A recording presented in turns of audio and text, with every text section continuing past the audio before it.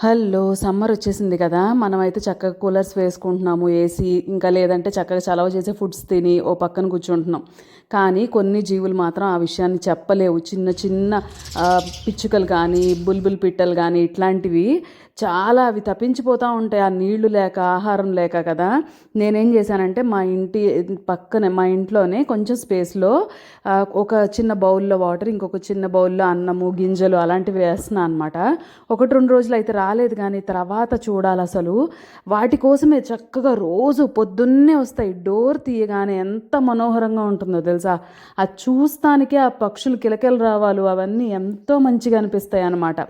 ఈ సమ్మర్‌లో కొంచెం స్పేస్‌లో కొంచెం నీళ్ళు, కొంచెం అన్నం పెట్టేస్తే చాలు వాటికి. అది పక్షుల కోసం అనుకోండి, ప్రకృతి కోసం అనుకోండి, మనందరి కోసం అనుకోండి. ఇలాంటి చిన్న చిన్న పనులు మీరు కూడా ఎంకరేజ్ చేస్తూ మన ఛానల్‌ని ప్లీజ్ డూ సబ్స్క్రైబ్.